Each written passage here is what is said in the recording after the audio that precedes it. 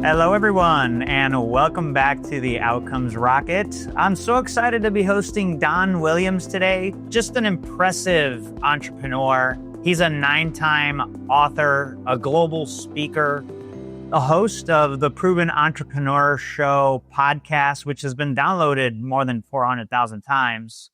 He started as a number one sales rep in the US at age 19, number one sales manager at age 20.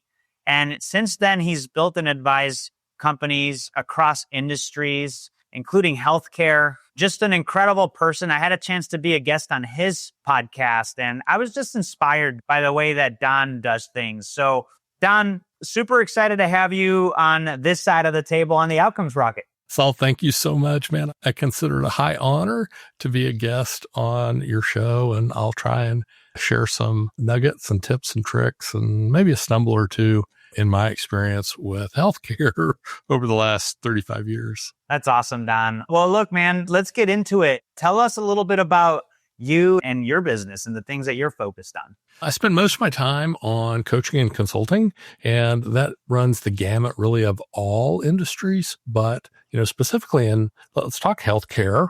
Okay. So I've worked with international medical device companies that were expanding markets in the U.S., Israeli urological surgical equipment, Austrian mass spectrometers. And so I've learned a lot about things I didn't know much about to begin with. And then here in the States, little companies like Cardinal Health and United Healthcare. Little companies. Yeah, little companies and multiple hospital systems. We have hospital systems as clients today, and all the way down to helping independently owned physicians begin a concierge practice, because as healthcare, nothing moves quite as fast as healthcare. I don't even think evolution is the right term. It's just streaking into the future on so many different levels. In my time in the industry, I've seen the good, the bad, and I've seen a little ugly. That's how it goes. Yeah, for sure. And when do people call Don Williams? So you mentioned some really great organizations that you've worked with and you continue to work with. When do people call you, Don? Well, they typically don't call me until they have a problem. and that's okay. That's what we do, is we solve problems. But our focus, there's so much in R&D and innovation and technology that's happening in healthcare, and that kind of gets all the press. But so many people in healthcare, it just doesn't get the emphasis, the human side, the fact that we're delivering healthcare to people. Yeah. And these people are emotionally charged. If they're kind of the way our healthcare system works is most people don't do a lot until they have a problem. Okay. It's kind of like attorneys. People call attorneys when they have problems 99% of the time. 1% try and prevent problems. And it's similar in healthcare. And so people that are emotionally charged and scared and maybe angry, maybe in denial, and you may have the finest expert and the finest facility on the planet helping you, but if they don't deal with you at an emotional level, I wrote a book about 10 years ago, Romancing Your Customer. And when we work with healthcare people, we talk about romancing your patient. It's not romance. It's like make them feel loved, make them feel heard, see things from their point of view. And the average person in healthcare, we worked with tons of physicians. To be a physician in the United States, you're genius or near genius level intelligence. It's hard to be a doctor. Okay. If they're a doctor, that's hard. A pharmacist is only about one brick short of being a doctor. That's hard. To be a practicing nurse, that's hard. And so many times people that are very high IQ are a little lower EQ. They're maybe a quart low. And when you put a whole system of them together, take somebody like Kaiser, where it's the hospitals, the doctors, the nurses, the receptionists. I mean, they're a closed system. If you go to Kaiser, and they're great, they're the only 5-star health system in the country, but everybody's an employee of Kaiser. It helps to bring somebody in who can help people deal with the human portion. And there's so much federal money in healthcare, that the feds, CMS, they mandate that you survey age caps for hospitals, and there's all of that kind of activity. And if you don't know, I mean, that's about a 70 question survey, which is probably way too long to be statistically relevant, but just my thoughts. But the reality is the feds want patients to have a great experience. And the average physician and hospital, so many times people outside the industry say, well, they're just in it for the money. And my experience is that is blatantly untrue. Okay. They're in it to make a difference. Okay. The fact that they're highly compensated for what they do, it's because very few people can do what they do. And so that's kind of how comp works in the world. Is if everybody can do it, it doesn't pay very much. If only a few people can do it, it pays a lot. But the vast majority of healthcare professionals I've worked with, are they well compensated? Yeah, sure. But is that why they do it? No, they do it to make a difference. And so love healthcare. And I'm not picking on the kind of human deficit. Okay. It's the same with hospitality. It's the same with legal. It's everywhere. And maybe since COVID, customer experience has even fallen. And that's hard to believe. But just think about it. If somebody gives you unbelievable customer experience, I mean, you're talking about it for days. Hey, I went here and did this and blah, blah, blah, blah.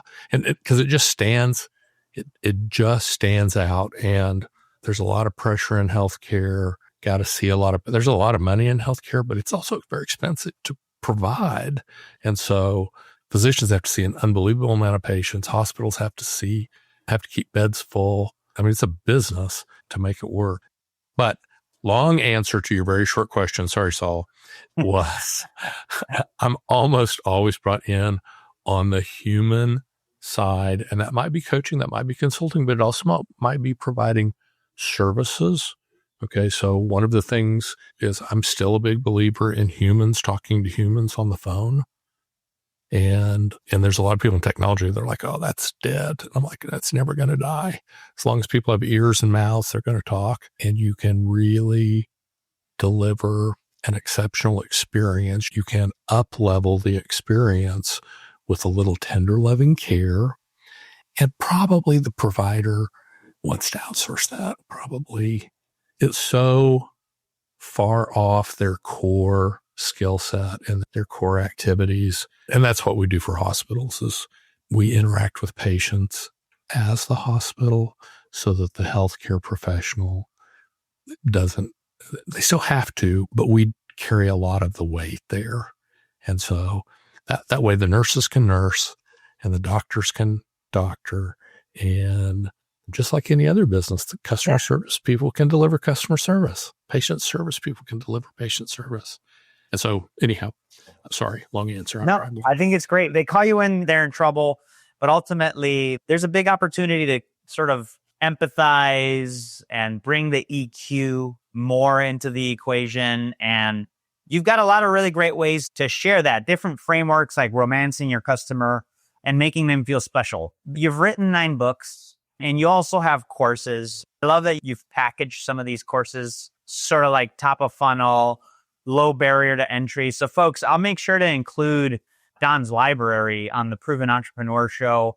He's got these courses here that you're going to get a lot of value out of. He also bundled them all up if you really start getting into them. You talk about a lot of things, and I'd like to maybe give you a chance to hone into one core concept that maybe resonates out of all 9 books you've written and the courses you've put out there. What's one core concept that you feel is a non-negotiable in today's world? So it's a non-negotiable in my world, and I think it's non-negotiable for anybody who wants to be an ultra high performer.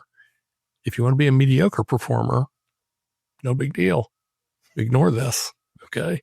But if you want to be an ultra high performer, regardless of your business, regardless of which piece of the healthcare, you got the insurance side, the payer side, you got the provider side, you got the patient side, technology side. I mean, there's a lot of different sides. Everybody's in the people business. Okay. So what is it? Ritz-Carlton, ladies and gentlemen, serving ladies and gentlemen. In the healthcare business, it's phenomenal men and women providing services to phenomenal men and women. And to ignore that, you ignore that at your own risk, okay, financially. So what I call Don's concept of wow. So on a scale of 1 to 10, 10 being the best, wow starts at 11 and goes on to infinity. Okay. And if you deliver experiences where your patient, where your teammates, the people inside your system, where they're like, wow, this is the most amazing place to work. This is the most amazing healthcare I've gotten. Okay. It's frictionless. It's not painful, because sometimes for the patient, it's just painful. It's just brutal. And so if you eliminate all that and you deliver those type of experiences, okay, and it's not that hard. It starts with this: deciding we're going to see everything from the other person's point of view, and then we're going to deliver the best experience ever. And if you do that, your staff will stay forever. Your retention will go through the roof. Okay. Patients will become raving fans. Okay. And it will apply. You'll even see it in your vendors and sometimes it's a little acrimonious, the relationship between providers and payers. You'll even see that improve. And you cannot go wrong. If I drop a pin, it falls. I cannot break the law of physics. I can only confirm it. It's a physical law. When I see things from the other person's point of view and then act and speak in their best interest, it's a law of physics. Things will get better, smoother, faster, more enjoyable, and more profitable. Love that, Don. What a great thing to leave us with. And love having conversations with leaders like you that know how to distill these types of things in a way that is immediately actionable. So for everybody with us today, what are you doing to improve your experiences? How are you putting yourself in the shoes of the client, of the patient? And how are you making yourself create these experiences that are wow, that start at 11 and go to infinity? And everything below that, it's so crowded. One of my favorite quotes is, there's no traffic in the extra mile. And that's where Don is working to get us to. Don, if people are looking for a coach, if people are looking for a speaker that can help get their organization, their team, themselves for that matter, to the next level, how can they reach out to you? So thank you for asking. We offer coaches, courses, workshops, and keynote speaking. And so we all the way from one person to, 5,000, doesn't matter really. But probably the simplest way is either go to the website, donwilliamsglobal.com, and my personal email, even though I don't always am not the person on the other side of it always. Okay. But I am Don at donwilliamsglobal.com. And sometimes I'm the person on the other side of it. And the person who's always on the other side of it is as close to me as this. And so I'd be happy to talk with you and share how you can receive wow experiences. And the way you do that is by giving them to other people. That's fantastic. Thank you so much, Don. Folks, in the show notes, we'll leave ways to get in touch with Don, his email, as well as his LinkedIn and his website. He's a 9-time author, global speaker, and also the host of the Proven Entrepreneur Show podcast. Such a pleasure to have him with us. Don, thank you for spending time with us today. So I assure you the pleasure was all mine. Thank you so much. I appreciate being here today.